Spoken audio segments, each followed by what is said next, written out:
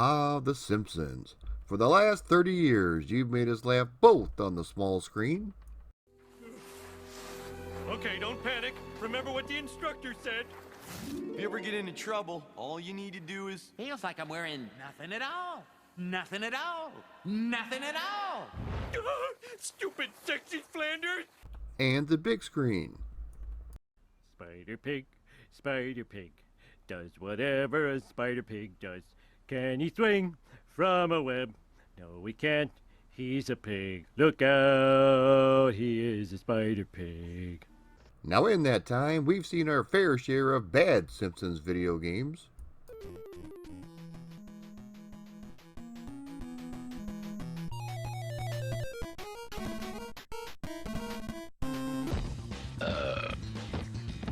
Ow, quit it.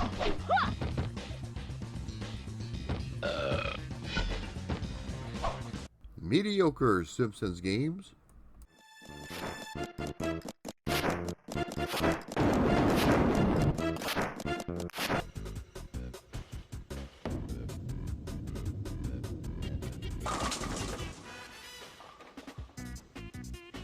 And good Simpsons games.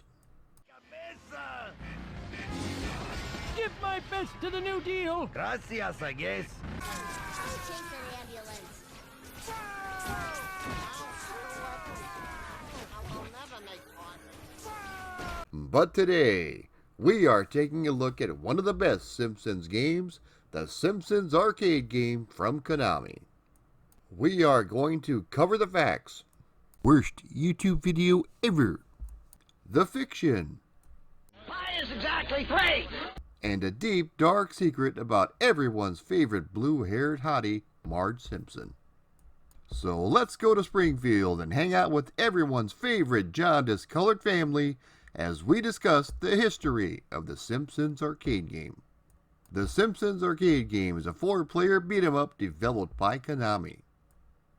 Konami has a long list of arcade and console hits including Metal Gear,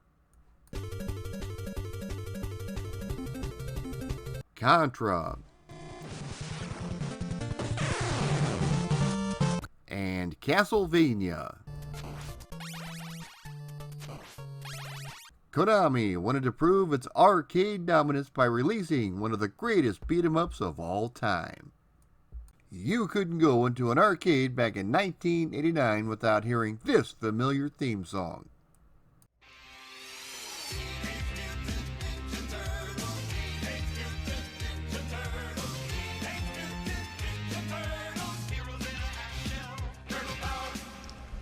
Teenage Mutant Ninja Turtles was unleashed into the arcades back in 1989 from Konami. The game is considered one of the greatest beat-em-ups of all time, and also one of the most financially successful of all time thanks to a simultaneous 4-player action. After securing the license, Konami decided to make this a 4-player affair, which would greatly increase their profits. You take on the role of Donatello, Michelangelo, Raphael, or Leonardo as you try to rescue April from the clutches of the evil Shredder.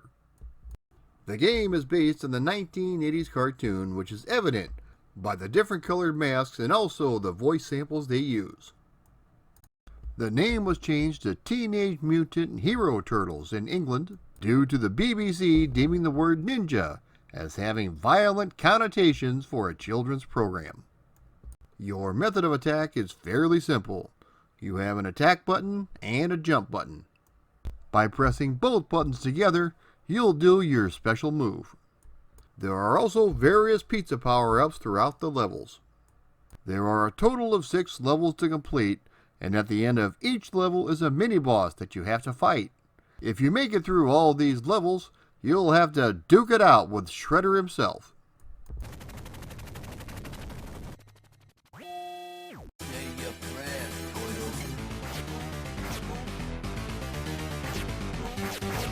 There was only one home console port, and that was to the NES. There were a number of home computer ports available. Most of these were released primarily in Europe and were launched for the Amiga, Commodore 64, Spectrum, and Amstrad, but to be honest, they weren't very good. So how does Konami follow up the most successful beat-em-up in arcade history?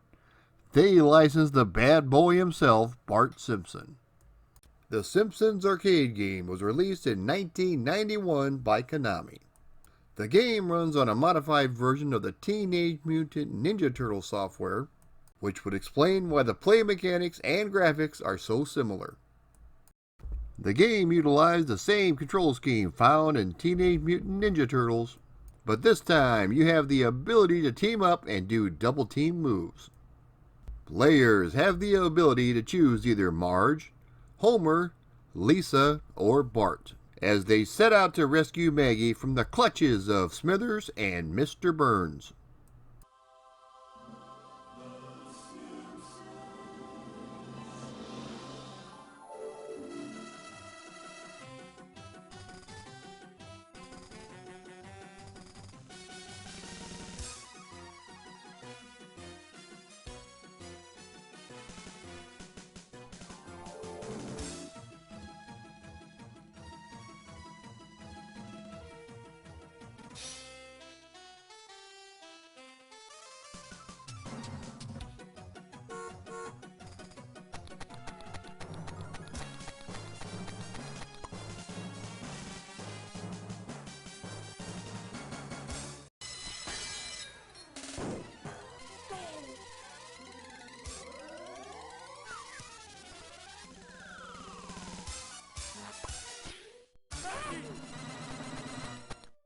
And so it begins, another adventure in the lives of the Simpsons.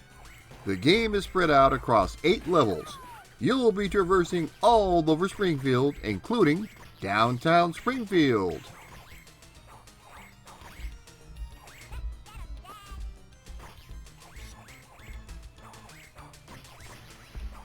To Krusty Land.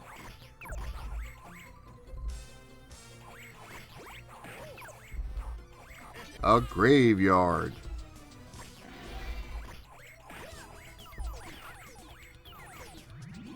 Moe's Tavern.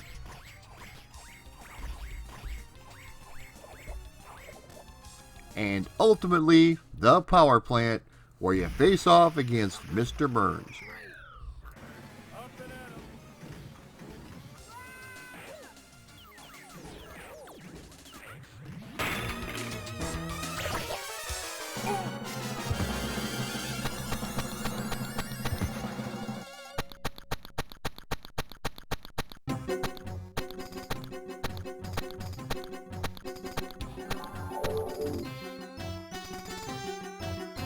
Now you would think releasing a home version of this game would be a no-brainer for Konami. But unfortunately for them, LJN held the home console rights, so they were unable to do it. They did release a couple of home computer conversions, one of those being the IBM PC and the other the Commodore 64. Hungarian developer Novotrade developed both versions, and they really should be commended. What they were able to squeeze out of a 1982 Commodore 64 is absolutely amazing. And even though the PC version is only VGA mode, which means 256 colors, it is still really well done.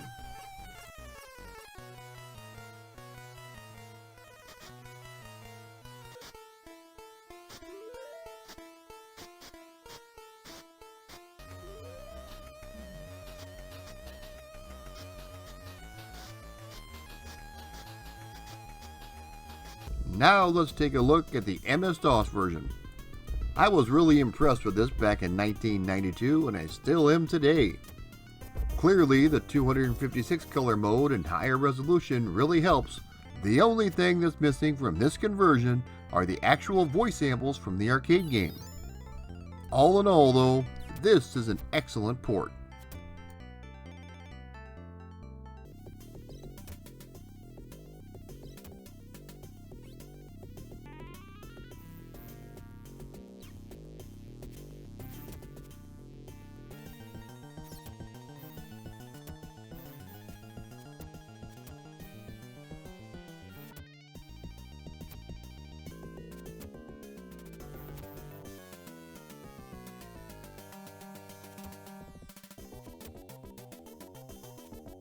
The entire voice cast of The Simpsons were brought in to record all new dialogue for the game.